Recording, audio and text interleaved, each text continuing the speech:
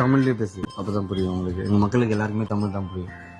கன்னடா தெரியாதுல்ல, தமிழ்நாட்டுல தமிழ்லயே இருக்கும். தீக்ஷான்னு சொல்லிட்டு நான் இவங்கள 1 இயரா லவ் பண்ணிட்டு இருக்கேன். அதுக்கப்புறம் இவங்க சைட்ல இருந்து நிறைய ப்ராப்ளம் ஃபேஸ் பண்ணியாச்சு. எப்படின்னா கேஸ்ட் வைஸ். ஸோ அதனாலதான் இவங்களெல்லாம் லாஸ்ட் 4 இயர்ஸ்ல இருந்து நீ ரொம்ப ட்ரோல் பண்ணிட்டீங்க. அது நான் நிறைய வீடியோல பாத்திருக்கேன். ஸோ அதனாலதான் கொஞ்சம் சிம்பத்தி காட்டி இவங்களை லவ் பண்ணிட்டு இருக்கேன். இவங்களை ரொம்ப பிடிச்சிருக்கு. பட்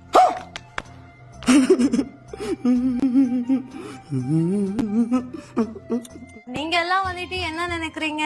ஓகே, இல்ல அவ அப்படி இருக்கா, நிறைய வாட்டி ட்ரோல் பண்ணிட்டாங்க, அது இதுதான் நீங்க யோசிச்சு பாத்துட்டு இருக்கீங்க தவிர அவங்களுக்குள்ள இருக்கிற ஒரு நல்ல குணத்தை நீங்க யோசிச்சு பாக்கல. சரிங்களா?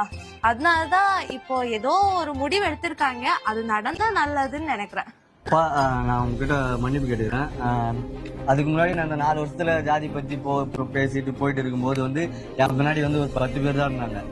இப்போ நான் ஜாதியே இல்ல, பிறப்பால் அனைவரும் சமம் சொல்லும் போது என் பின்னாடி 100 பேர் இருக்காங்க. எனக்கு அது போதும். எதுக்கு இவங்க பேச நான் மூடி வச்சிருக்கேன்னா, இவனுக்கா இப்படிப்பட்ட ஒரு 1 இயர் ஒரு நிமிஷம் நானே சொல்லிடுறேன்.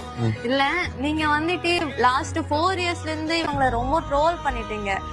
உங்களுக்கு ஸ்டமக் பர்ன் ஆகும்ல, என்னடா இவனுக்கு இப்படிப்பட்ட பொண்ணான்னு சொல்லிட்டு. சோ அதனாலதான் இப்போதைக்கு ஃபேஸ் ஓபன் பண்ற, ஃபேஸ்ல இருக்கிற மாஸ்க் ஓபன் பண்ற ஐடியா இல்ல. போக போக நீங்களே பாப்பீங்க. சரிங்களா? இப்போ நான் மேரேஜ் பண்ண போறேன். எனக்கு ஃபர்ஸ்ட் யாரும் சப்போர்ட் பண்ணல. எல்லாரையும் கூப்பிட்டு வச்சுதான் கல்யாணம் பண்ணணும்னு நான் நினைச்சேன். இப்போ சிம்பிளா நான் நல்லா கிராண்டா பண்ணலாம்னு நினைச்சேன். இப்போ சிம்பிளா கோவில்ல இவனை மேரேஜ் பண்ணிக்கலாம்னு சொல்லிட்டு இருக்கேன்.